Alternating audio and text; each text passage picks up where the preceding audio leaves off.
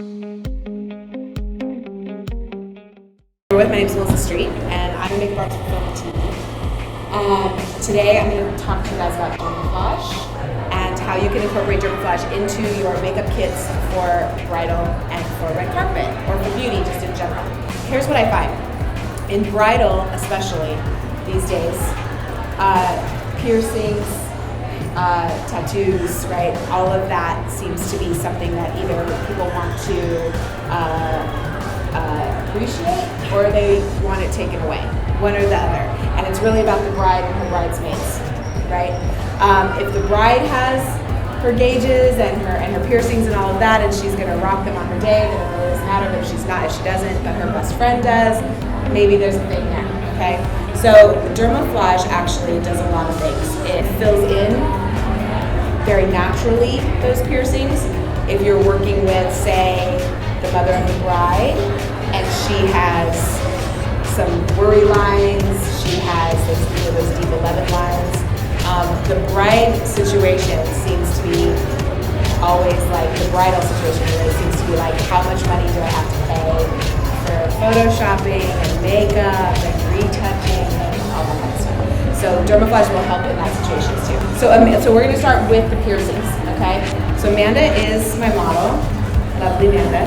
She has her gauge hole. It's here. I've already filled in one here. And we'll take that off in a second. And then we're also going to fill in her little piercing on her nose. Do you see the holes? Dermaflage gives you the ability to have it be very natural, and then also use a light airbrushing or a light mineral makeup. Okay, so it's nice. And it's buildable. Okay, so I am going to demonstrate filling in her gauge first. Dermaflage comes in 12 colors, so you pretty much match that tone. The Pro Kit comes with this bag and all the 12 colors in it, as well as the other things like your tips, your applicators, your curing pads, which I'll go over step by step, and also your primer, which is the same waterproof. The first thing you want to do is you want to determine her skin tone. Now the ears are interesting. Most people in the world don't put makeup on their ears. We do as makeup artists, but most people do not. So their ears are going to be a different shade, say for instance in their face, okay? No one ever tells you match your foundation to your ears. They should though, but they don't. So you want to start with possibly doing one color and then moving into a second color, because we always start out with things that are light. Dermaflage is a two-part silicone. Okay? One is clear, one is tinted. The tinted also has flocking inside of it, so that it makes it look more like skin. Again, the 12 colors. It starts out with the base of yellow, red, okay, and it skips. It's kind of like the foundations, right? You start out with the lightest in the pinky tone, and then you move into the yellow tone, and the pink tone, the yellow tone, right? We all know that. Okay, silicone on top of silicone. If you're going to do makeup, I suggest you do makeup first, and it needs to be a silicone-based foundation. Okay, that is just like creams on top of creams, powders on top of powder, silicone on top of silicone. Even if you're not using Dermaflage, but you're going to use a silicone-based foundation, whatever you prep your skin with needs to be silicone, because we don't want to create that slip. Does that all make sense? You guys all know that, right? Makes sense. Okay. Dermaflage comes, when you first take it out of the package, it comes looking like this, which is the nozzle and the stopper. You can take off that stopper and do two things with it. You can use an application tip, mixing tip, which looks a little bit like an injectable, but it's not. And this magic little area here in this tip is what mixes these two parts together when you start pushing up from the bottom here, this applicator. Or you can take it directly from the applicator, put it onto a palette, squeeze it out, leave it for a second until they come out separately. They're not mixed when they come out on the palette, so you can leave it until you're ready. As soon as you start mixing it together, it's time for that application because it's going to start setting. But it does so quickly. So I mean, within a minute, it's done. Okay, so you got to work quickly, all right? Okay, I'm going to choose first for Amanda's ear. I'm going to go darker, bronze medium. All right, tip first. I'm not going to use the primer first. Okay, I'm going to show you how I can fill this in.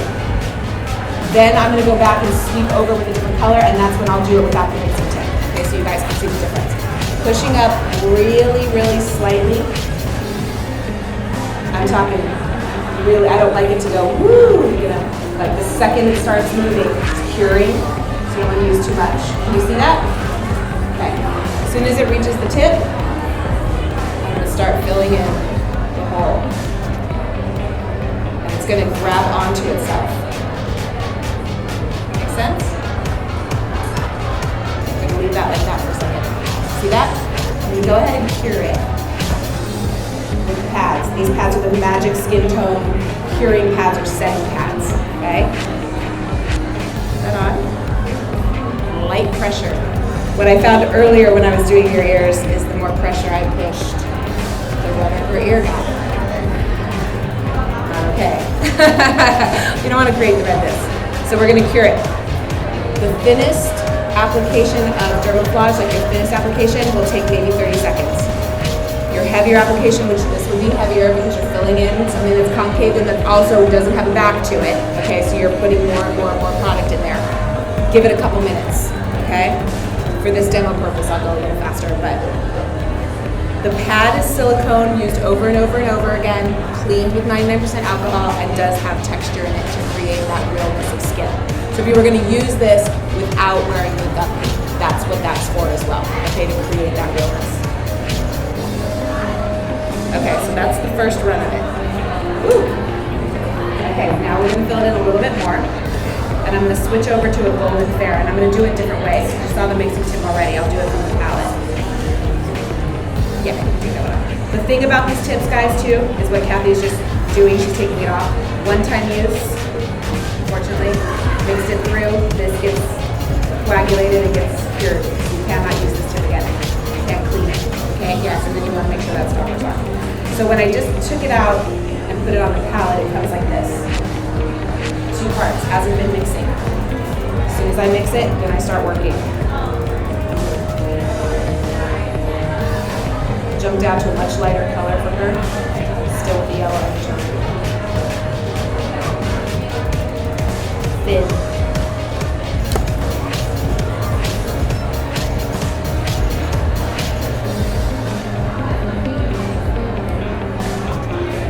When you apply it, you want to just feather off the edges. The thing that's so great about Dermaflage is, especially for an effects world as well, as we're filling in, it can do the opposite, which makes the hole also.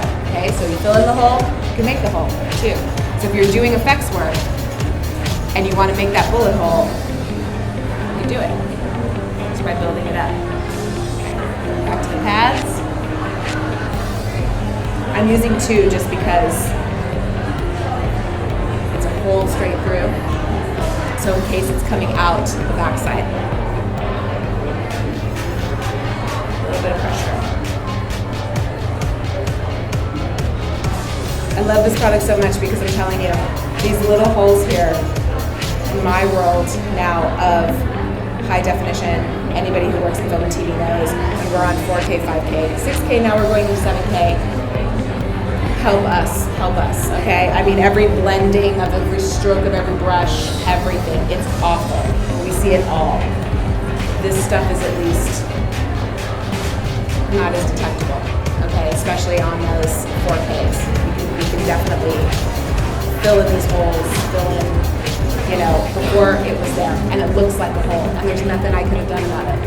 More makeup, more goopiness, right? It's just weird.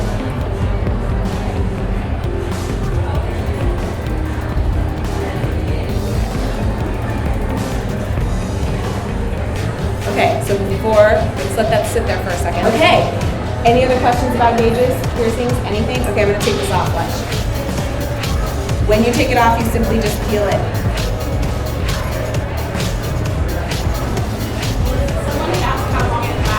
All day. There's your hole. Easy? Let's try to pierce. You ready? All right. Okay, wacky. Okay. All right. For our special effects people out there, if you had to make an effect, and I'm gonna remember this from now forward. If you had to make an effect of a piercing ear, oh my God, it doesn't look like that. It looks like I'm piercing her ear. Yeah. Okay, I'm gonna remember this. This is awesome. Okay. Wow. Well, I guess we answered the question. You heard it from Saw first. Okay. Awesome. All right. That's that. Thank you.